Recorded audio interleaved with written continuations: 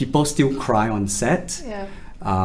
People still come in and they're just overwhelmed by the sheer amount of things that you have to look after, the sheer amount of people on set. On a big film shoot, you're looking at with clients, you know. I think, crew, cast, talents, everybody are looking at anything between 60 to 80 people on set, and you have to feed them, you have to look after their every interest, where they go to the toilet, when do they eat, what do they drink. Everybody has a different coffee order. How do they move from point to point?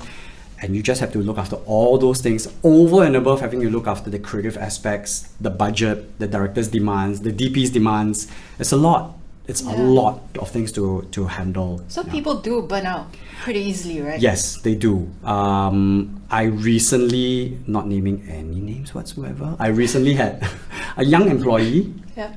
She joined us. I believed in her. I really thought that she had the power. But she burnt out very quickly. It's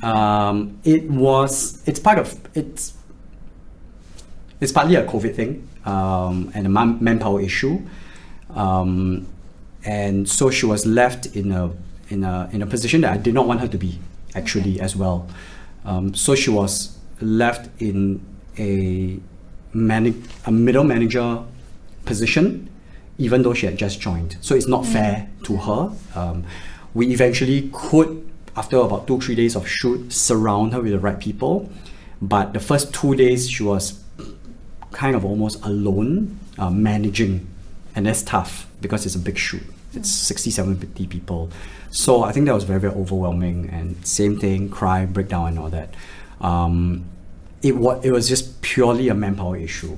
We just didn't have enough people at that point in time. Just something happened and then, typically I would never let a young person be thrust into a position of leadership so soon. You have to ease them in. You almost have to have a support system, right? And that's why it's important to be a PA. It's important to pay your dues.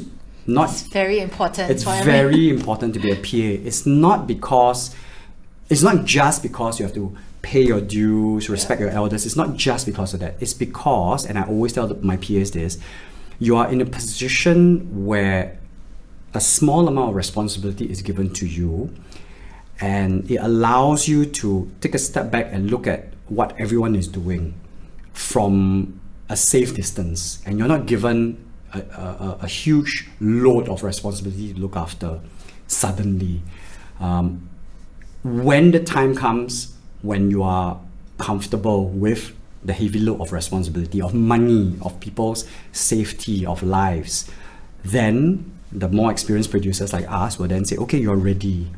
When you're well and ready, then we'll give you the responsibility in levels.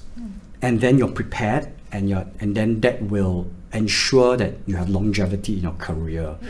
And then it's a challenge, and then the next step, the next challenge, and the next challenge. You can't just throw the whole thing in. So it's wrong, it's ethically wrong, morally wrong, mentally wrong for producers who are very senior to take a young kid out from school or an intern and say, okay, you are now the camera assistant, or you're now the first AD, or you're now the line producer, the PM. It's wrong. It's not right. Because firstly, you're not being accountable to the budget given to you for the job, because now you're getting a young kid to do that. That's part one. And part two, you're placing undue pressure on this child or this kid. Oh dear, did I say child? Because I see them as kids, right? And they're kids, right? And they're going to go home and they're going to feel that maybe they didn't do so well. And if their senior bosses are not good mentors to put things in context for them, then it's very bewildering and you feel very small. And the last thing we want is for someone who has potential, but they give up too soon.